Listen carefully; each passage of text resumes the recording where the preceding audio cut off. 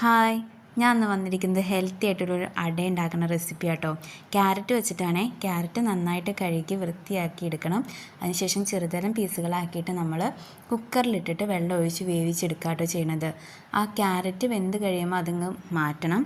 വെള്ളം കളയരുത്, ഒത്തിരി വൈറ്റമിൻസ് ഉള്ളതാണ്. നമുക്ക് പൊടി കുഴയ്ക്കാൻ വെള്ളം ആവശ്യം വരുമ്പോൾ ആ വെള്ളം ഒഴിച്ച് കൊടുത്താൽ മതി.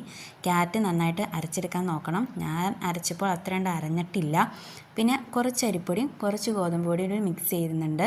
പിന്നെ അതിനകത്തേക്ക് കുറച്ച് ഉപ്പിട്ട് കൊടുത്തിട്ടുണ്ട്.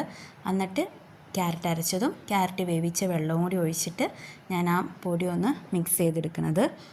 അതിന് ശേഷം അതിൻ്റെ ഫില്ലിങ്ങിന് ആവശ്യമുള്ളത് തേങ്ങയും ശർക്കരയും ഏലക്കായയും ജീരകവും ഇത്രയും ചേർത്തിട്ട് നമ്മൾക്ക് അതൊന്ന് പാനിലിട്ട് നന്നായിട്ട് മൊരിച്ചെടുക്കണം. മൊരിച്ചെന്ന് വെച്ച് കഴിഞ്ഞാൽ ആ ശർക്കരയൊക്കെ ഒന്ന് മെൽറ്റായി അതൊന്ന് വരണ്ട് വരുന്ന സമയം. എന്നിട്ട് പിന്നെ നമ്മൾ സാധാരണ അട ഉണ്ടാക്കുന്നത് പോലെ തന്നെ അട ഉണ്ടാക്കാം. അപ്പോൾ ക്യാരറ്റ് കഴിക്കാത്ത കുട്ടികൾക്ക് ഇതുപോലെ ഉണ്ടാക്കി കൊടുത്തു കഴിഞ്ഞ് കഴിഞ്ഞാൽ അവർ കഴിച്ചോളും. ക്യാരറ്റിൻ്റെ യാതൊരുവിധ ചൊകയും ഇതിനകത്തില്ല. എന്നാൽ ക്യാരറ്റിൻ്റെ എല്ലാ വൈറ്റമിൻസും ഇതിനകത്തുണ്ട്. അപ്പോൾ വീഡിയോസ് ഇഷ്ടമായി കഴിഞ്ഞ് കഴിഞ്ഞാൽ ലൈക്കും ഷെയറും സബ്സ്ക്രൈബും ചെയ്യണം. Okay, thank you.